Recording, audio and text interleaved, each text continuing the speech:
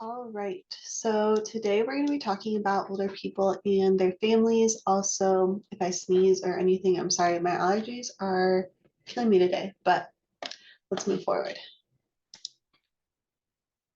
Okay, so as an introduction, we're going to be going over grandparenthood, what that means, what that looks like as a developmental stage, and kind of a priority for older people.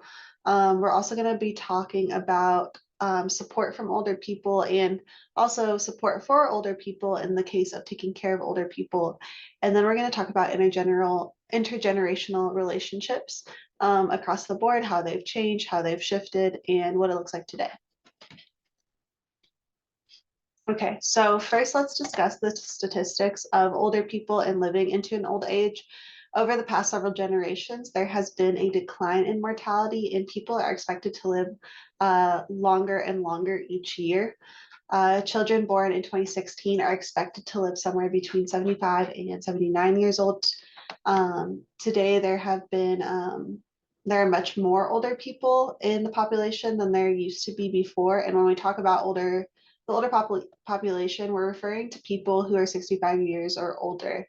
Um, Definition of old varies from person to person. So the population can be divided up into a couple different categories. So there is the young old, which are adults between the ages 65 and 74 years old. And then there's old, who are 75 to 84 years old. And then there's the oldest old, who are 85 years and older. And then there are also centenarians. I don't know if I'm pronouncing that right, but those are people who are 100 years old or older. However, just because people are living longer does not necessarily mean they are living well. Health span is a term often used for the number of years that a person can expect to live while still in good health. That is increasing, but at the same time, with the older generation that we think of, although people are living longer, the prevalence of serious disabilities like arthritis and other physical limitations have not technically declined over the years. We're projected to kind of get the health span under control and to have a longer health span, but currently for our older population today, their health span isn't looking great. My grandma, I think she's considered the oldest old, but whenever I will call her, she always tells me getting old is terrible and it's the worst thing that's happened to her, which is very bleak. She also has like awful arthritis. She can't hear. Um, she's going through it. So she's lived a long time. I think she's 85 now, but her health span is not the best. So she always tells me never get old. And I don't know how to tell her I have to. So take that with that what you will. All right. Let's talk about the fertility decline. So while there's been this kind of decline in mortality rate, there's also been a decline in the fertility rate, which has made grandparents much more prevalent in the family life than ever before. Before, many parents would have multiple children and oftentimes would still have children to raise after their older children were already married and having kids. So they were still raising their own kids, which meant so they didn't really have a lot of time to be grandparents. Now this is much less likely, and as a result, older adults have more time to spend with their grandchildren because they're not raising other children at the same time. Because of the declining mortality and fertility rate, many children are able to get to know and spend time with their grandparents, and the vertical kinship ties are strengthened as a result. Some families may experience 4 or 5 generation families, but most families consist of 3 generations, which include the grandparents, parents, and then the children. And that can shift to include 4 generations later on. Right now, if I look at my cousin and her family, so she has children. Um, Her mom is a very present grandma, and then my great grandma, or my grandma and my cousin's kid's great grandma is still alive, so that would be 4 generations. But typically, we have 3 generation homes, and that's going to be important for your test.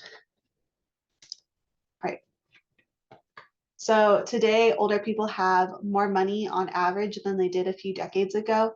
The main reason for that is there are no longer disadvantages to many social services like Social Security, federal government programs, and other assistance programs. There are still variations through um, the standard of living that older people can expect but for the most part, um, the social security system that we have in place right now sets most older people up for success in their later years. But for the most part, the old are more likely to be poor than those who are younger. Older women are more likely to be poor than men, and African American and Hispanic old people are more likely to be poor than white older people. And this will also be important for your test. Although there are social systems that support older people, there is a level of uncertainty about the level of support that can be provided in the future. Low birth rates today mean that there will be fewer people to pay Social Security taxes, um, which Social Security taxes, the Social Security taxes that you pay today are paying for someone else's Social Security or an older person's Social Security benefits. So because of the low birth rate that we're experiencing now, um, our generation, Gen Z, millennials, we might not have the same level of support through Social Security because of the lower birth rates and fewer people probably working in the future. However, although there are these potential decreases for us in the future, the standard of living will continue to increase. So maybe my grandma is right. Getting old is awful. So yeah, that's kind of bleak. Anyway, moving on. Let's talk about separate living arrangements or how older people live in their homes and outside of their homes. The living arrangements for older people can be divided typically into four different categories, which are living alone, living with a spouse, living without a spouse, but with other relatives, and living with non-relatives only.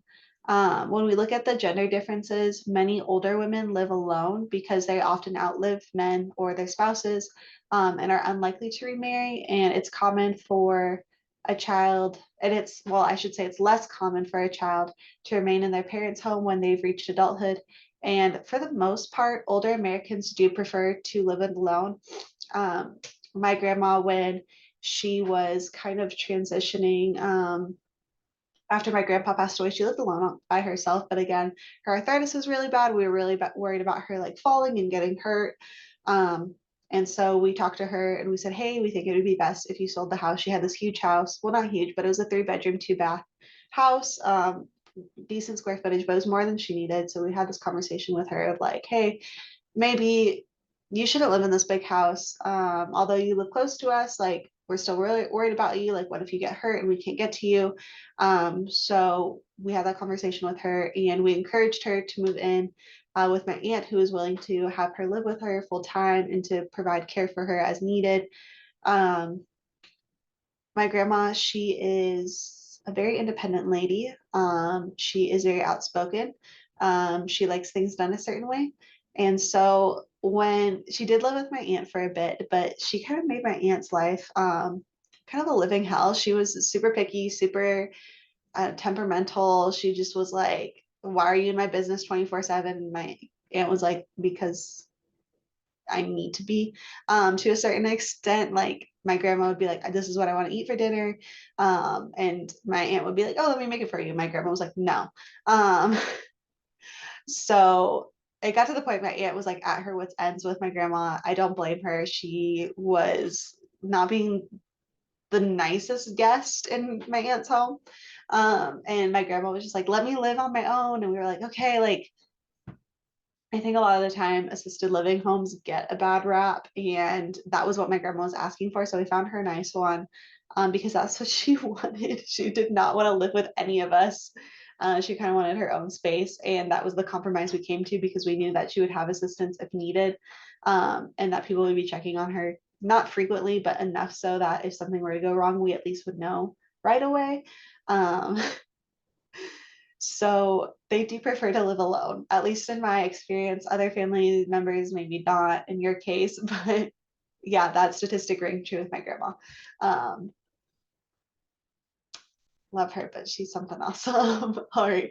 So although older people are living alone more often today, that doesn't necessarily mean that they're isolated from their families. About 75 to 80% of older people live within an hour's drive of at least one of their children or family members, and often see at least one grandchild regularly.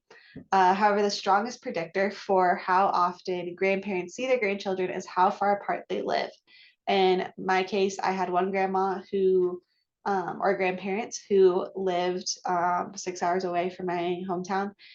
So we only saw them twice a year. And then my grandma, who lived like 5 minutes away, I saw every single day, especially when growing up, because she would watch us after school and stuff like that. So distance is really a big factor in how often people are seeing their grandchildren. My husband and I were planning on having kids within the next year or so. And that has been a big debate because a lot of our family is in California and we're obviously here in Texas.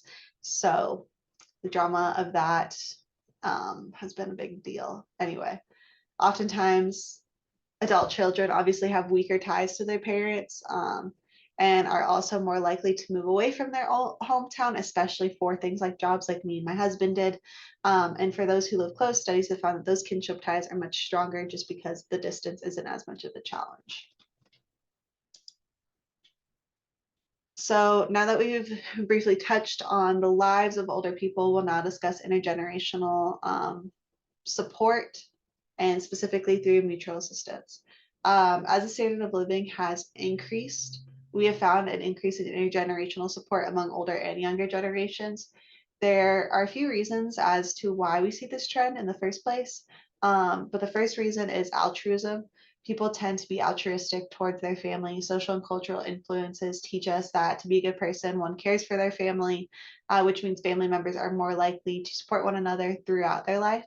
However, some family members, in particular step family members, may be excluded from the altruistic narrative, which we'll talk about in lecture 12 a little bit more. Another reason for why families provide assistance to one another is that families involve exchange relationships, meaning that when we help other members of our family, we consider the costs and rewards of assisting them.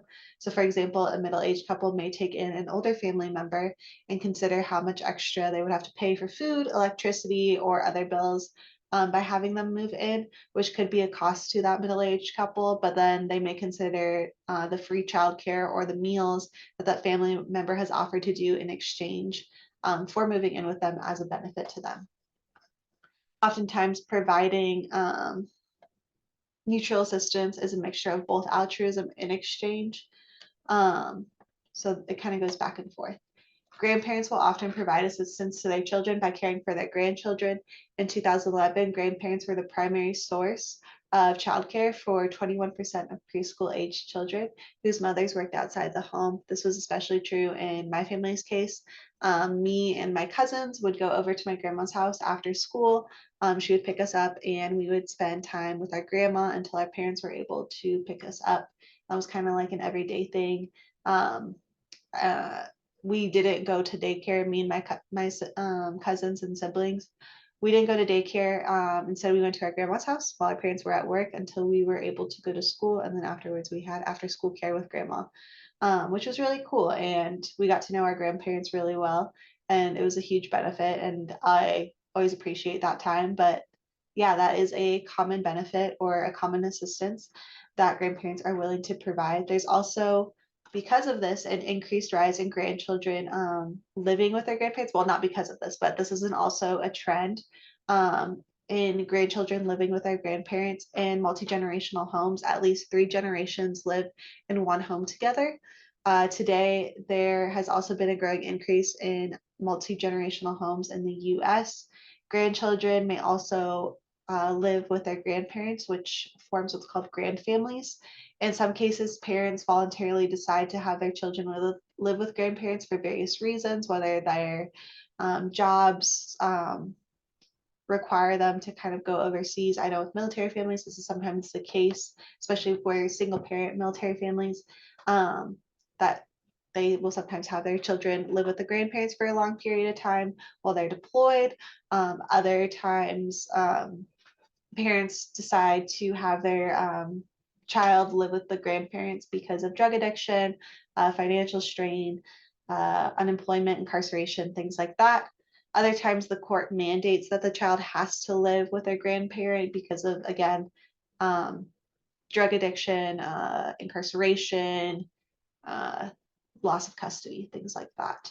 Overall, grand families are spaces filled with love, affection, and support, but also some families may experience ambivalence and tension as families navigate these kind of ambiguous roles of being a grandparent, but also kind of being a parent at the same time for the grandchild. Overall, though, we're seeing an increase in extended family connections, and those are playing a greater role in the American family than they were 20 to 30 years ago. The quality of intergenerational support can be defined in 3 different types of relationships. There's intergenerational solidarity, intergenerational conflict, and intergenerational ambivalence. First, intergenerational solidarity refers to characteristics of family relationships that knit the generations together. So these are really close types of relationships. There are 3 broad characteristics that can kind of build this relationship, and those are contact, assistance, and affinity, important for your test. Contact refers to how frequently family members see each other. Assistance refers to aid given to family members, and affinity refers to the emotional closeness among the family members. In most recent years, emotional closeness, love, and affection have been important to maintaining intergenerational bonds, especially between grandparents and their grandchildren. I guess we're seeing less of this, like, you have to be nice to them, they're your grandma, and more of like, if they're nice, I'll be nice to them kind of thing. I've seen that kind of cropping up a lot more often. Obviously, though, not all families are really close. Intergenerational conflict can keep families apart. Oftentimes, intergenerational conflict looks like hostile relationships between family members. It often occurs over communication and interaction styles and conflict over habits or lifestyles. However, there's also intergenerational ambivalence, which refers to socially structured contradictory emotions among family members. So, for example, children can have conflicting feelings about caring for their older parents. On the other hand, it can be really fulfilling. On the one hand, it can be really fulfilling to care for the person who once cared for you, but it can be really exhausting and emotionally draining as you try to meet all their demands and watch them struggle with their aging body. Additionally, grandparents who provide the primary care of their grandchildren may love caring for them, but also struggle with having to raise a child in their old age. And that's something we see specifically in grand families. There is also collective ambivalence, which is the group level process of mixed feelings across multiple children or generations. This often occurs when multiple children are trying to decide on how to care for their older families members. Overall, intergenerational ties and support may be more important than ever, especially since there's declines in the nuclear two-parent household. However, as families remain close to one another, they also may want distance. Among the non-poor, many grandparents prefer to live independently and like to maintain intimacy at a distance. They want to remain close to their family, but still seek that independence. That is definitely the case with my grandma. And it may be easier to think of intergenerational support as the national or the family national guard. So families may maintain contact with one another through pleasant relationships, but if there is a crisis and if it were to hit one particular family member, they would support one another through it. So yeah, that is our lecture on older people and families. All right, see you at the next lecture.